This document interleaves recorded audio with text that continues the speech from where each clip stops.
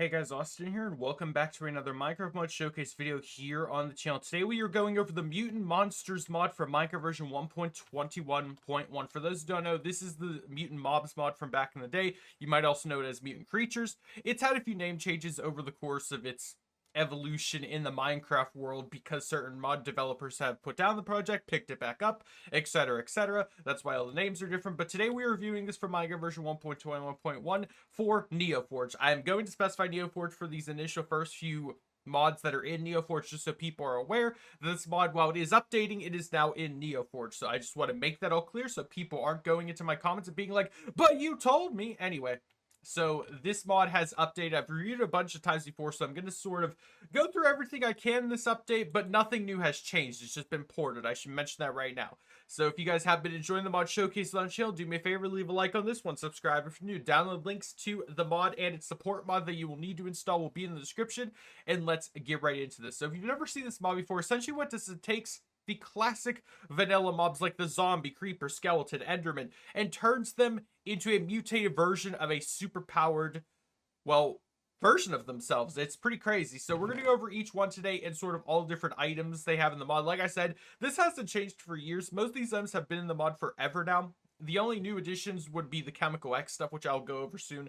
Do not worry. So the first thing we want to go over is the Mutant Zombie. So the Mutant Zombie here will have 150 health. Again, all these mobs can spawn naturally in the world. He's going to be attacking the villagers because he can. But the Mutant Zombie has multiple different attacks he can do, such as Ground Slam, Roar, which summons in ally zombies around him to aid him in his fight. And he also has the ability where if you go to KO him, he has a chance of, not a chance, but he will resurrect about 3 times before he fully dies. And I'm also noticing he can summon husks now, which is interesting. That was something he could not do before. So while he's roaming about, we will, of course, go over his weapon that he will drop. So he drops something called the Hulk Hammer. It does 9 attack damage, 1.1 attack speed. You cannot craft it, but you can give it an enchant, do not worry. So it can take pretty much every enchant that a normal sword can take.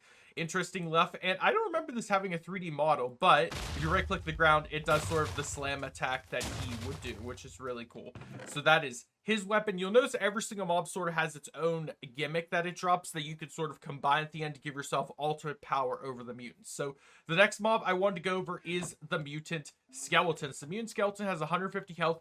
He has a multi-range of attacks such as a long shot crossbow move. He has the ability to jump really high. He can slam you with his rib cage, and he can also punch you with his crossbow. He's a really cool skeleton. Again, I should mention that all these mobs, while they can survive during the day, they are technically weaker because at nighttime they have special abilities. Like the Mutant Zombie has the ability to give you hunger when he hits you, whereas the Mutant Skeleton, I believe, gives you weakness if he hits you at night. I'm not entirely sure, but I think that's how it works. And if you KO the Mutant Skeleton, he will actually drop a multitude of different skeleton body parts that you can then combine to make the skeleton set. So the skeleton set is really cool. I'll wear it really quickly so you guys can see.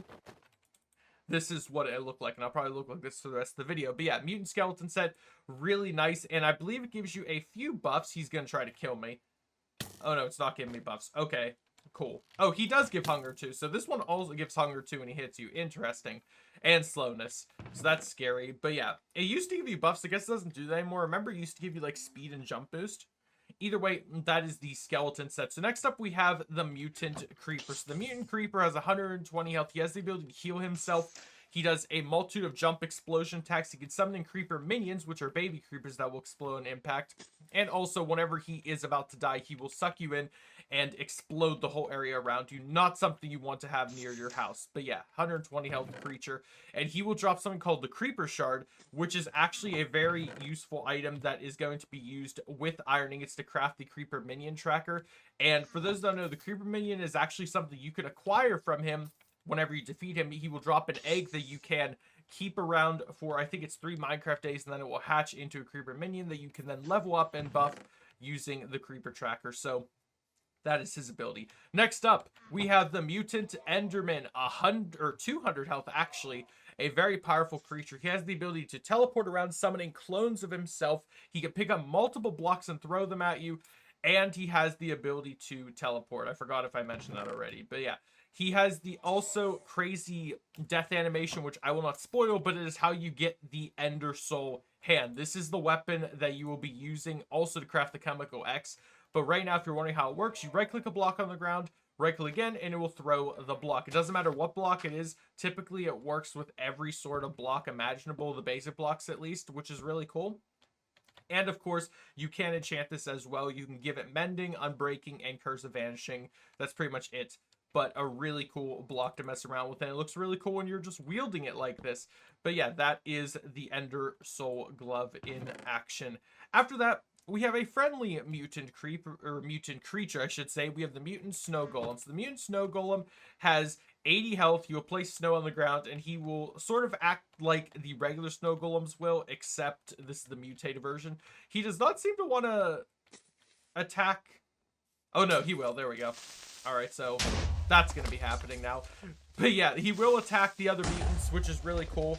And I'm going to show you really quickly how to create him and all the other mutants before we move on to the final one.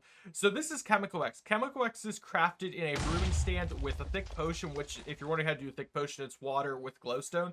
And after you do that, you're going to put the Ender Soul hand in here. So we'll use up the hand, I believe, but then you will get Chemical X. I recommend turning Chemical X into a splash potion after that, so you can chuck it at different mobs. So how this works is whenever you throw this at a mob, it has a % chance of turning them into a mutated version of themselves. So I'll quickly show you guys the Snow Golem, because he's the most peaceful one as an example. So if I place down all these Snow Golems, if I chuck the Chemical X down on them, it will have a chance of transforming them into the mutated versions of themselves. If it doesn't work, well, you saw what just happens. They explode. And that's how you transform any of the mobs into their mutated versions. So Creeper, Skeleton, Enderman, Zombie, same deal.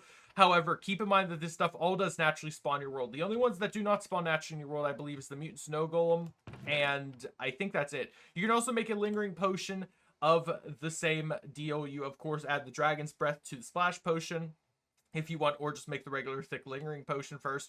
Or you can also make a arrow of Chemical X, which is surrounding the Lingering Potion with the arrows to do that. So you could use that as well if you want to mutatify any of the mobs.